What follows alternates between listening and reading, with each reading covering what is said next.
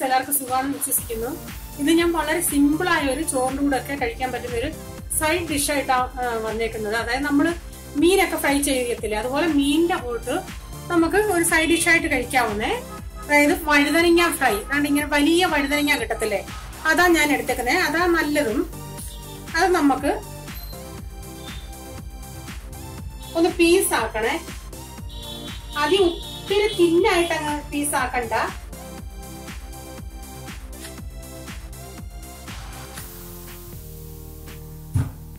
എന്റെ ഈ കട്ടിക്ക് പീസാക്കണേ. ഇതെല്ലാം ഞാനൊന്ന് പീസാക്കി എടുക്കട്ടെ.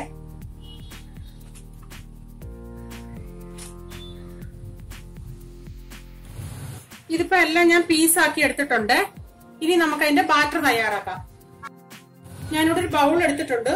ഈ ബാറ്റർ നമുക്കിപ്പോ അളവൊന്നും നോക്കണ്ട.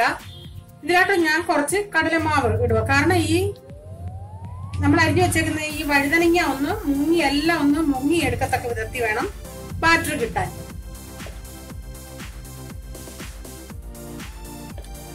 ഞാനിപ്പോ ഒരു 5 ടേബിൾ സ്പൂൺ ഇട്ടിട്ടുണ്ട്. ഇതിലോട്ട് ആവശ്യത്തിനുള്ള ഉപ്പ്,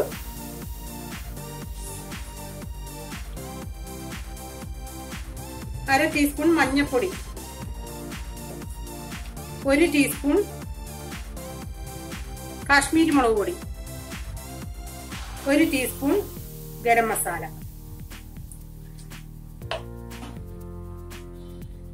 ഇതൊരു സ്വല്പം വെള്ളം ഒഴിച്ച് നമുക്ക് നിന്ന് ബാറ്റർ തയ്യാറാക്കാം. ഒത്തിരി അങ്ങ് വെള്ളം പോലെ ലൂസ് ആവല്ലേ.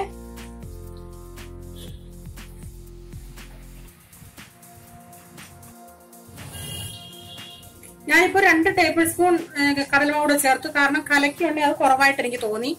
അതുപോലെ ഇച്ചിരി വെള്ളമായിട്ട് തോന്നുവാണെങ്കിൽ നിങ്ങൾക്ക് കുറച്ചുകൂടെ കടലമാവ് ചേർക്കാമേ. ഇതിനൊരു അളവൊന്നുമില്ല കേട്ടോ. വഴുതനങ്ങ കഴിക്കാത്തവർക്കൊക്കെ ഇങ്ങനെ കഴിക്കാൻ നല്ല ടേസ്റ്റിയാ. പറയത്തില്ല അത് വഴുതനങ്ങയാണ്.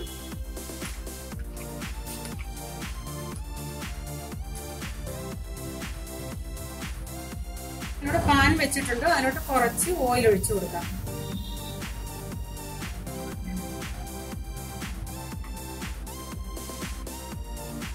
ഓയിൽ ചൂടായതിനു ശേഷം തീ ഒന്ന് കുറയ്ക്കുക. അതിനുശേഷം ഓരോ വഴുതനങ്ങ ഇങ്ങനെ നമ്മൾ പീസാക്കിയത് ഇങ്ങനെ ബാറ്ററിൽ മുക്കി, എക്സ്ട്രാ ഉണ്ടെങ്കിൽ ഇങ്ങനെ എടുത്തേക്കണേ. നമുക്ക് ഇവിടെ ഇതിലോട്ട് ഇട്ട് കൊടുക്കാം. ഒത്തിരി അങ്ങ് കട്ടിയാവല്ലേ അരിയുമ്പം.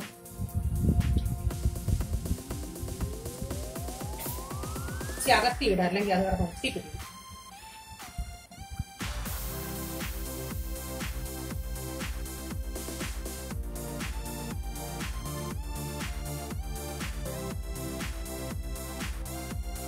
മീഡിയം ഫ്ലെയിമിൽ നമുക്ക് മുറിച്ചെടുക്കാം.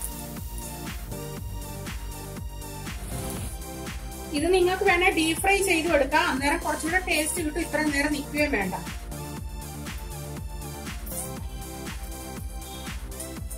എല്ലാം അങ്ങോട്ടും ഇങ്ങോട്ടൊക്കെ ഒന്ന് തിരിച്ചിടണേ. ഇതിപ്പോ ഫ്രൈ ആയി. ഞാനിത് കോരി എടുക്കുവാന്നേ. വഴുതനങ്ങ ഫ്രൈ റെഡിയാണ്. ഇത് നിങ്ങൾ ചെയ്ത് നോക്കുക. ഇത് ചെയ്തതിനു ശേഷം നിങ്ങൾക്ക് ഇത് ഇഷ്ടപ്പെടുകയാണെങ്കിൽ മറ്റുള്ളവർക്ക് ഷെയർ ചെയ്യുക. നിങ്ങളുടെ അഭിപ്രായം എന്താണെങ്കിലും അറിയിക്കുക. ഇതുപോലുള്ളൊരു പുതിയ ഡിഷുമായി വരും വരെ bye. God bless you. Thank U.